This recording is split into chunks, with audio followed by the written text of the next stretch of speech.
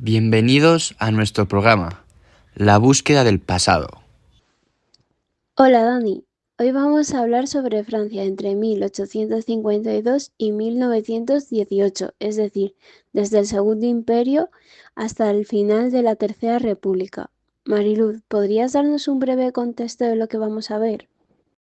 Por supuesto.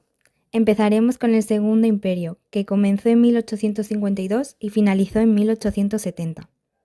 En esta época destacó Luis Napoleón Bonaparte, sobrino del Gran Napoleón, quien accedió a la presidencia de la República tras la Revolución de 1848. Aquí en exclusiva tenemos una antigua entrevista en la que nos cuenta cómo fue esta época. Hola a todos, hoy estamos con Luis Napoleón Bonaparte.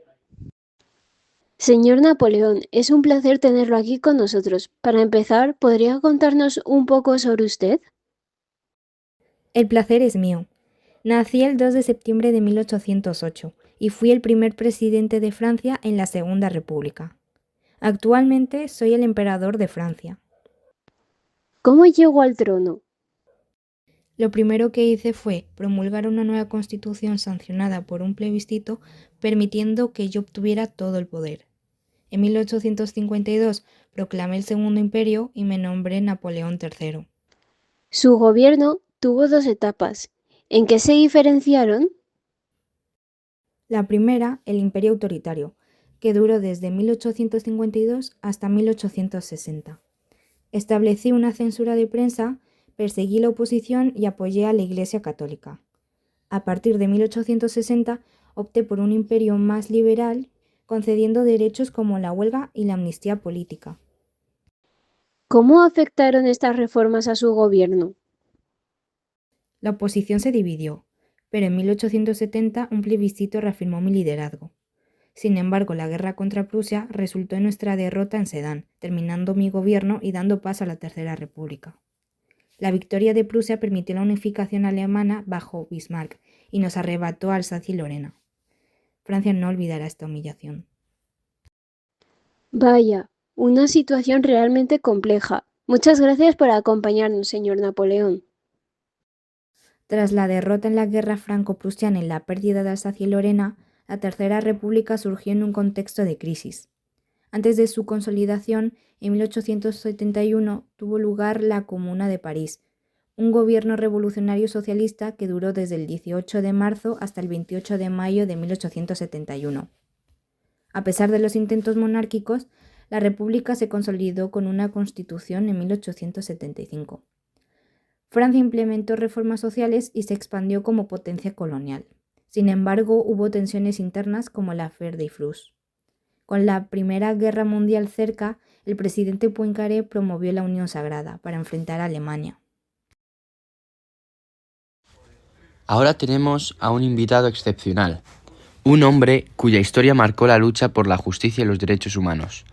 Demos la bienvenida al capitán Alfred Dreyfus. Señor Dreyfus, es un honor hablar con usted. Para comenzar, ¿puede describir el contexto en el que ocurrió su caso? La Tercera República comenzó tras la derrota en la guerra franco-prusiana y la firma de la Paz de Frankfurt. Francia perdió Alsacia y Lorena, lo que generó un sentimiento de revanchismo y nacionalismo. En sus primeros años, la República fue conservadora, tratando de estabilizarse tras la caída del imperio de Napoleón III. ¿Y qué caracterizó esta primera etapa conservadora? En 1875 se aprobó la Constitución de la Tercera República, estableciendo el sufragio universal masculino y un sistema bicameral.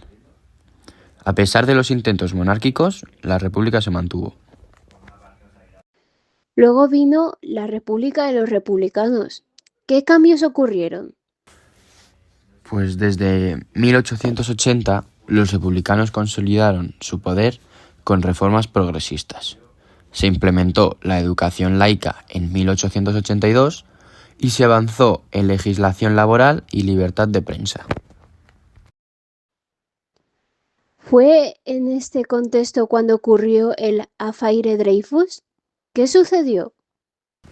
En 1894 fui acusado injustamente de espiar para Alemania. Mi juicio estuvo plagado de irregularidades y antisemitismo. Fui degradado y enviado a la isla del diablo. Gracias al apoyo de intelectuales como Émile Zola y su famoso J'accusé, mi caso fue revisado.